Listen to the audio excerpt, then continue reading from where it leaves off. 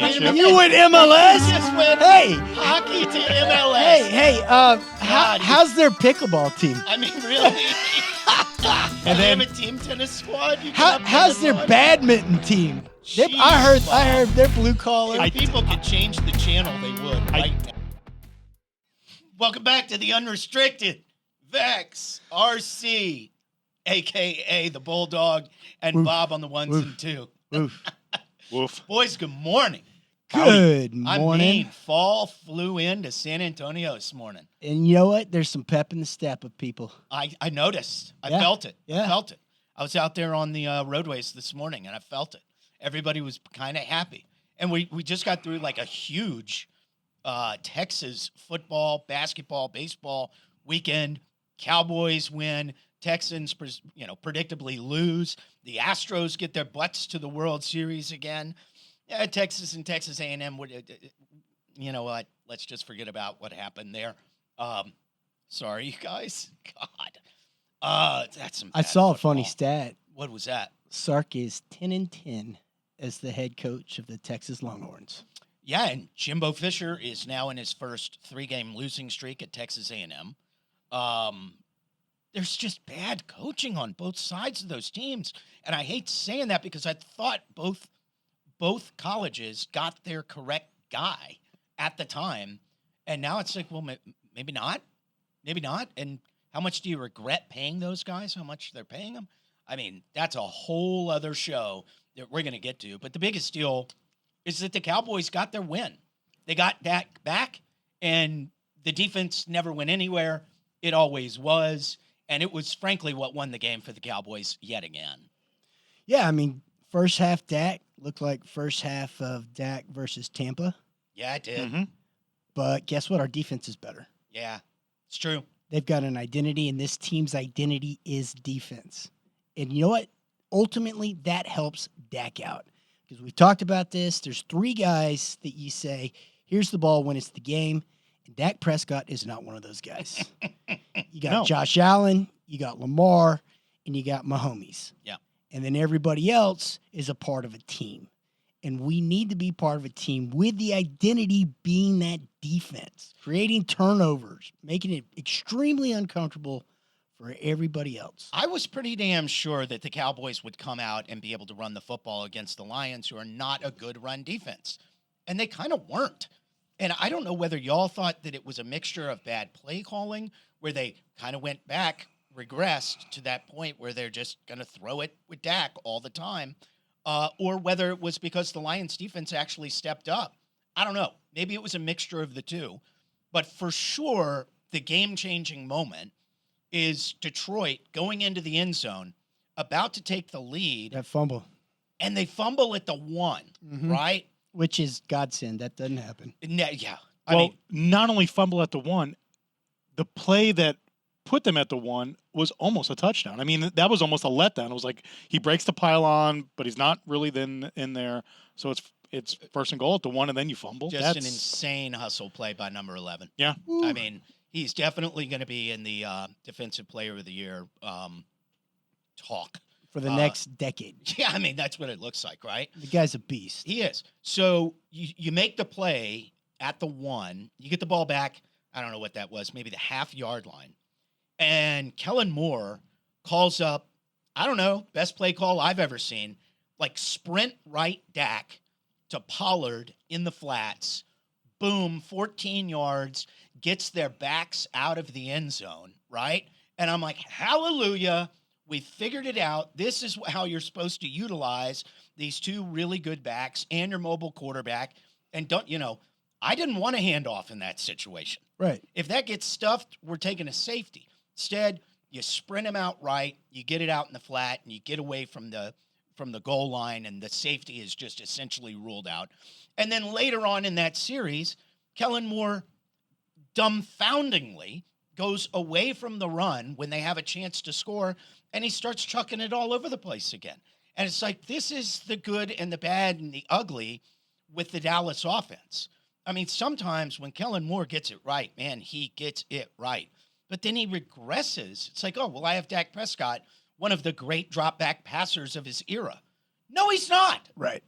No, he's not. That's not who he is. Don't do that to him.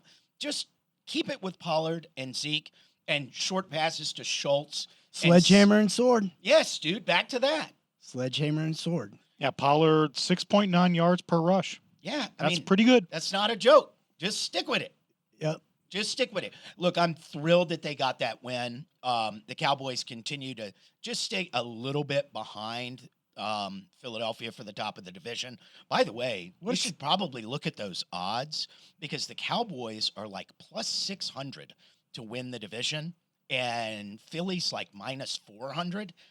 I mean, if Philly goes through a tight stretch, if they just kind of fumble a little bit, aren't the Cowboys right there to pick up the pieces and win the division? Yeah. Where am I at? Am I right on that, Bob? Yeah, I'm looking at DraftKings right now. Cowboys plus 500. I don't count out the Giants. They're plus 900. I'd almost take that bet. Yeah, there's another one. But here's why I'm not worried about the Giants, because we already beat them. And we already beat them when we didn't know our game plan. I think that the scariest thing is presumably Kellen Moore makes the game plan and then he shies away from his own plan. It feels that, right? He's like, well, I'll just start throwing it 100 times. I think he gets texts from Jerry Jones that say, like, this isn't fun. You need to throw it more. I swear I think that's what happens. I'll tell you what's fun is 2 yards in the middle, 2 yards in the middle, and then 19 yards in the middle. Yeah. Because what you're doing is you're controlling the pace of the game and you're demoralizing their defense. Particularly when you feel the confidence that I think the coaching staff has that the defense is going to hold the other team to a low point total. Yeah, we're going to keep them under 10. That's what we do. You know, and then you look across. Look, I'm happy to be a Cowboys fan today because you could look all over the NFL. And this, I got to give a quick, state of the league speech. There is some bad football out there, man. I mean, Green Bay and Tampa Bay, both with their accomplished but aged quarterbacks, both look like just flat bad teams. It's not so much just that the quarterbacks aren't living up to their Hall of Fame resumes. It's that they have crappy teams. I mean, they lost to 2 former XFL quarterbacks on Sunday. 2. It looks like Rodgers is ready to fall off the cliff, and it looks like Tom Brady just doesn't care. Well, and so here's the deal. Rodgers complains and complains he doesn't have any weapons, but he wasn't complaining when they gave him that $250 million contract, was he? No. Well, now he's got no weapons, and he's not the player that he was. I swear he regrets not being Russell Wilson in Denver. If he was in Denver, that would be a whole different ball of wax. Right. Russell Wilson, the fat version, is awful, and, has held his team back. And this week he was held out. And I'm not sure it made a difference because they're still not good. It was the same. If it were Aaron Rodgers in that situation, I think Aaron Rodgers would be happy, and I think Denver would actually be legit. Instead, he's sitting up there in Wisconsin looking around, and he says something in the post game like, well, we're either going to be exposed against the Bills this upcoming week, but maybe that's the best thing for us. And I heard a lot of people say, oh, man, that's a lot of bravado from him, like that he thinks it's a good thing. I don't think that's what Aaron Rodgers is saying. I think what he's saying is we suck, and we're going to show the world how bad we really suck. And it's going to get my coach fired, and it's going to get me traded, and it's going to get everybody who's been We're drafting. We're going to blow this thing up. That's right. That's what he's saying. And then speaking of blowing things up, let's take one Thomas Brady. He's blowing up his marriage to come back and play for this team. And they're not that good. Have you looked at him in the post-game press conference? He is gaunt, bro. He's on a divorce diet. Yeah. And that's not really what guys are supposed to do. He looks so skinny and frail. It's kind of frightening for any of us guys out there who just wish that our wives would understand how important it is for us to go out on weekends and play golf with our buddies. If Gisele Bundchen can't understand that Tom Brady just wants to go back to the locker room and be with his buddies for an NFL season, then we have no effing chance of our wives ever understanding a Sunday golf game with our buddies. But I think that, man, if he would have retired, got his $200 million Fox contract, stayed married to his supermodel who makes as much, if not more money than he does. Yeah. Talk about a rare situation when you ask your lawyer, did she make me sign a prenup? Exactly. So Green Bay, Tampa Bay in a full spiral. Let me ask you just real quick. if one of those teams is to bounce off the mat, who do you think it would be? Tampa Bay, Yeah, because they have more talent. they have a little bit more talent, and frankly, their division sucks. They're horrible. Yeah. Green Bay is looking up at Minnesota 3.5 games, I think it is. So no, they're not coming back. And I'm so glad that I faded Green Bay betting wise at the beginning of the season. They're just not good. Tampa Bay still has a chance if they can get running the football to get things right. Well, they can get to 9-8 and maybe get hot. Yeah. Well, going to the playoffs would still be, I think, a successful year. I don't think they need to get to 9-8 to win that division. It's Yeah. a terrible division. It is.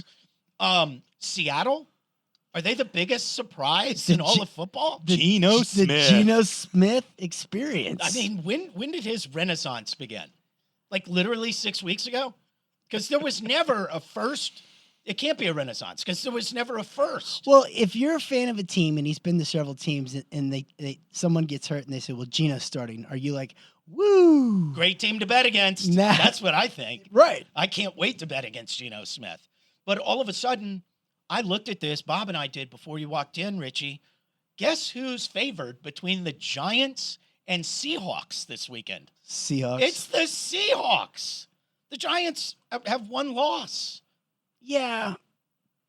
They're actually doing things that impress me more than what Philadelphia is doing. Okay. Because they have less talent. And I Yeah. think that's a testament to how coaching and leadership in this league is devalued. Wow. I'm so glad you said that. Thank you. Do you guys watch? Do you guys have the Red Zone channel? Mhm. I'm sure you both do. How many effing times this season am I going to watch a coach have a 3 or 4 point lead and have a makeable field goal? Like we'll say 45, we'll say 50 yards or less. Okay. Which in today's NFL is like Nothing. It's a chip damn shot. near automatic, right? Right. Especially if you're Justin Tucker. Have And- you watched his antics after he's making field goals? The opera Of course. singer. Of course. He's I a mean, beast. He's an interesting He's cat. a different animal. Yeah. We'll get him on the pod or not. But probably not, but I would love to. That'd be Like, awesome. He's a weird dude. So how many times am I going to watch a coach, 4th and 2, 4th and 3, 4th and 4, with a makeable field goal opportunity to go up either 6 or 7, go, nah, We're going to go for we're it. going to go for it. And what we're going to do is we're going to run our back right into the middle of the line, no creativity whatsoever, and they turn the ball over on downs. It happened twice this weekend that I can remember, but I feel like I watched it happen 4 times. For sure in the Giants-Jaguars game, the Jags, they were at the 20, so they would have had a 37-yard field goal to go up 7, all right, against a Giants team they're going to struggle to get a touchdown, all right? It's not Mahomes and the Chiefs or the Bills, right? Those two teams, you really need to get the 7s, not the 3s. Against everybody else, you should be pretty happy just kicking the field goal. And they don't kick it. Giants come down and score. Now the Jaguars have to score on their last possession. And, of course, they lose the game. The second one was Dolphins-Steelers. The Dolphins damn near lost that game to the Steelers because they had a chance to take it from 6 to 9. And we're like, no, we're just going to run the football. Really? I don't care about the analytics. And I actually do care about the analytics. They do make sense to me. But there's just certain circumstances where that's a bad decision. Again, there's only a few teams that you don't want to have the ball with a minute left, and they've got to score a touchdown. Yeah. It's a You're short list. Yeah, you're not that scared of so many teams because they're all just trying to figure it out. And there's also, I think, a real lack of self-awareness. You're the Jacksonville Jaguars. You're not an offensive juggernaut. Right. You're not running over people like you're the 84 Redskins. Like, I'm sorry. I don't think you're going to get 4th and 3. I don't. Not by running it up the middle, anyway. It's a lot of young coaches trying to make their stamp. Oh, I totally agree with this. There's Go a lot. on. There's a lot of young flexing because I mean, you got the guy from Miami. How old? He's younger than we are, right? Yeah. And there's a whole playbook on these guys, and they want to be the next one. I think you're exactly right. So there's a lot of hubris. They're beating their chest. They're like, "Look, we can do this." And then you've got old school football guys saying, "Yeah, that's neat, but But it does. I want to win games." Yep. I totally agree with that. Like, that is what's happening. It is hubris of the young coach. And here's what we're going to be, guys. We're going to be this extremely aggressive team. And we're going for it every time. And everybody gets pumped up about that. All gas, no break. Yeah, man. How's that going in Austin? Yeah. No, you're right. It's 10-10. Yeah. No, you're right. That's a great call. You got to know what you have. Exactly. You got to know what you're good at. Exactly. And if you're the Jacksonville Jaguars, They don't know what they have. it's not 3 yards straight up the middle like fullback dive. It ain't going to work. Well, last time I checked, their running back plays for Tampa. So real quick, because I just think it's so cool that the team that we fucked around with for the better part of like 5 seasons as the Astros a decade ago are the most dominant team in the history of Major League Baseball. You think that guy knew what he was doing when everyone hated him? Jim Crane? Yeah. How'd it work out? How you like me now? Building the farm system the way he did. 2013 was really the last of the Astros, although it took him a couple of years to ramp up. It's basically a decade since they were the Astros. And since it's 6 pennants, six chances, to win the pennant and a couple of World Series, and now we get to go back again. Like, this is so cool. After going undefeated in the playoffs so far, they swept both teams. That's correct. Well, what's crazy is now we're the evil empire. Isn't that weird? Now we're the Yankees. Isn't that weird? The Astros are hated by every other fan base. Universally hated. And I don't even hear the trash cans anymore. Do you? They're just mad. I feel like maybe I hear like a high-pitched dog whistle before the pitches. I could be imagining that. But you don't hear... You don't hear that for fastball anymore. You're not, right? Well, that was an amazing thing, and it's actually one of my digs against the Astros and that whole cheating thing. I don't mind cheating. If you're not cheating, you're not trying hard enough. I'm kind of that school. But the Astros didn't need to do it. Yeah. Apparently not. And that World Series they lost to the Nationals, every road team won that. So if they were cheating against the Nationals in the series, they weren't doing it very good. Yeah, that's a very good call. Very good call. Do y'all have plans to go to this World Series? Not unless one of my rich friends says, hey. I will tell you that in, 2019, I spent the money to go to a Astros World Series game, and it was absolutely as much fun as I've ever had. It was a total, utter blast, and I hope I get to go back. We'll see what the ticket prices are. They've probably gone up since I last looked. But anyway, you can just get yourself a cheap seat and be part of it, and it's so cool. And yeah, and on the flip side of that, the Phillies, what a good, blue collar, working class town story. Nobody cares. If you're a Philadelphia fan, actually, this is great. If you're do you care, Richie? Not really. Nah. But you say all that, but they've got Bryce Harper, who's an absolute hired gun. They have Bryce Harper, and Bryce Harper looks like he's having fun. But if you look at the rest of professional sports in Philadelphia, you got the Eagles, undefeated. You got the Flyers are third in their division. I know we don't talk about hockey, but the Flyers are third in their division. MLS, they're playing for the championship. Wait a minute. You went MLS? You just went hockey to MLS. Hey, how's their pickleball team? Really? And they then have a team tennis squad. How's their badminton team? I heard they're blue collar. If people could change the channel, they would now. I didn't look up the cornhole standings. Oh, my God.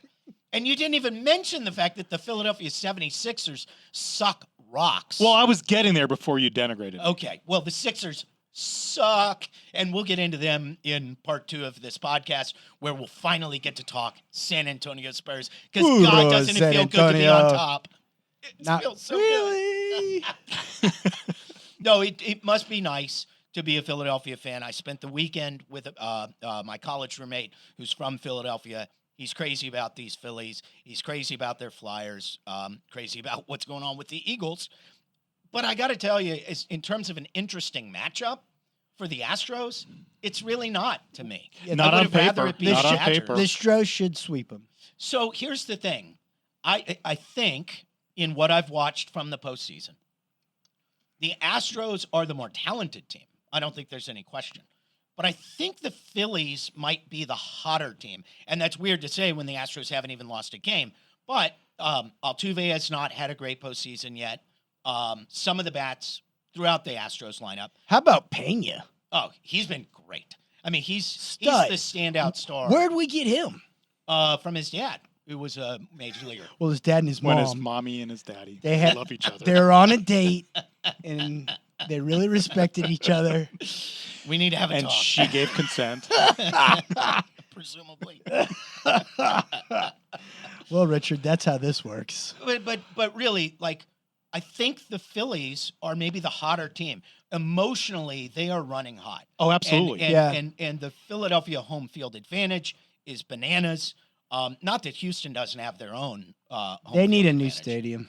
Do they? Yeah, I think so. Why? that place sucks. Well, it does it's kind of like a hospital Yeah. for baseball. It's not a great stadium. I agree.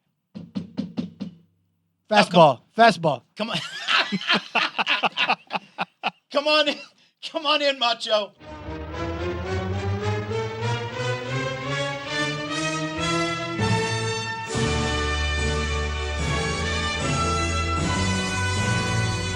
All right, Mach.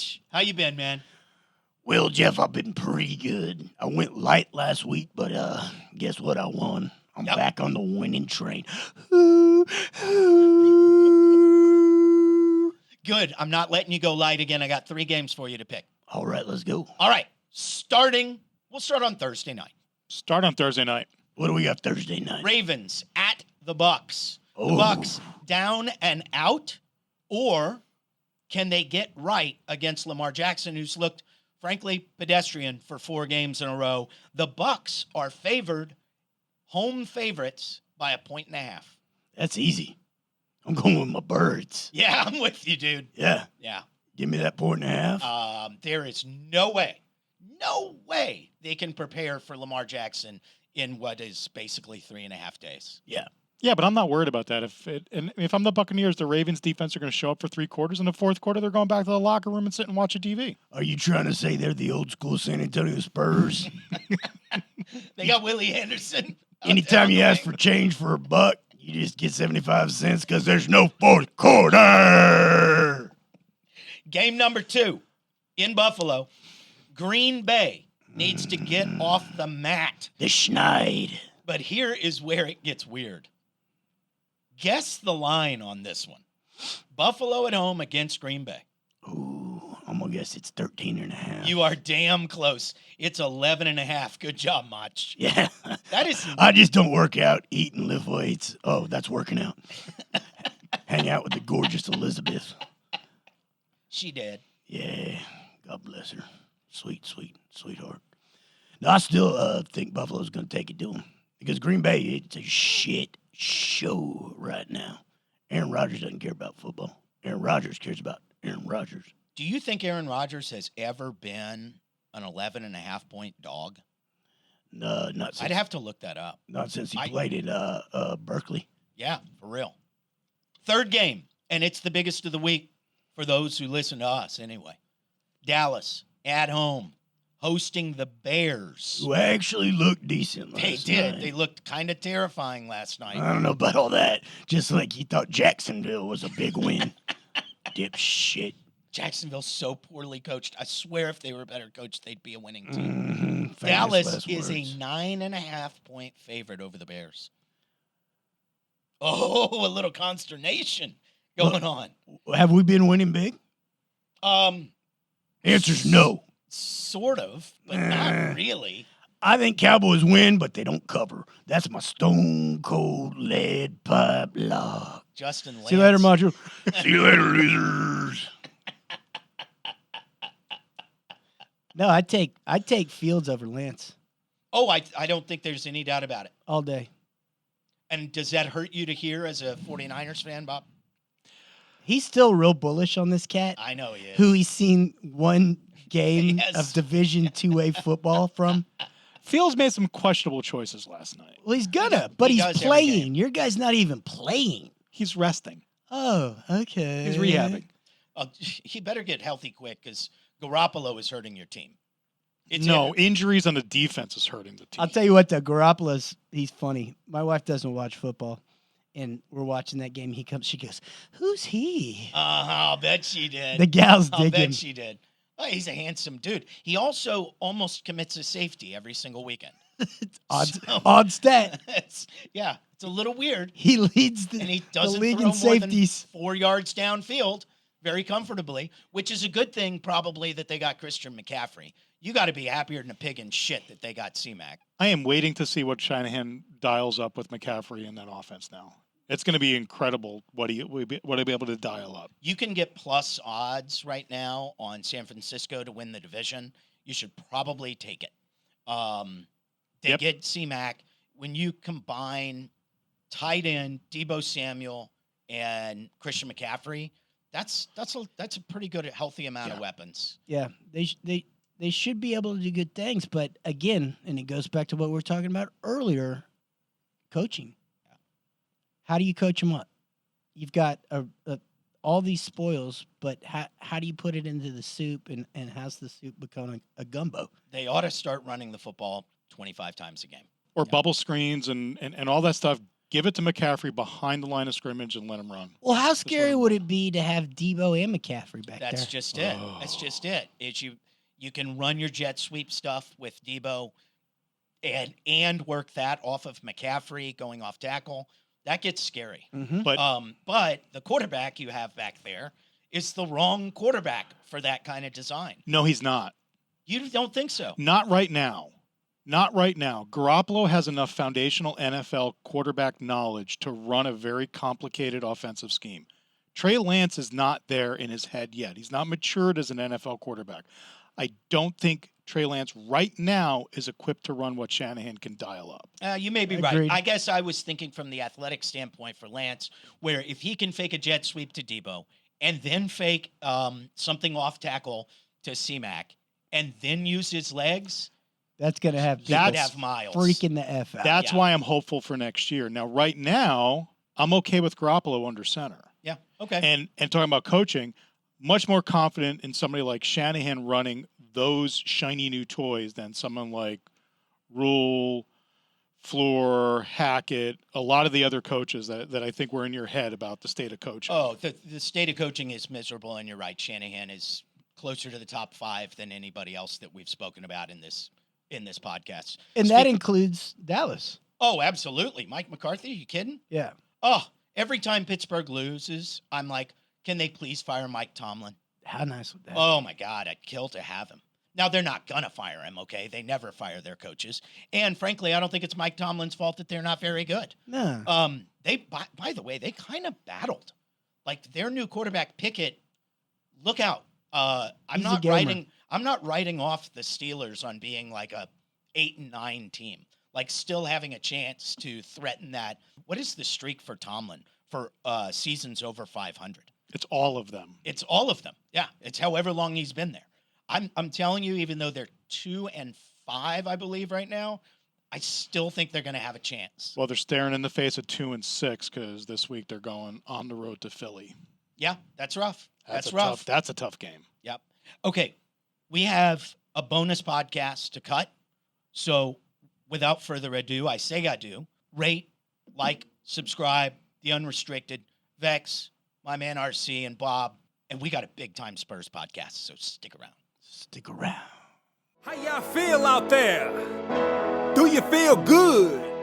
I said, do you feel good? Come on. The groove feel good when it make you move. Make your next move your best move. I said the groove feel good when it make you move. Make your next move your best move. It feel good, don't it? It feel good. It feel good cause you know it's good.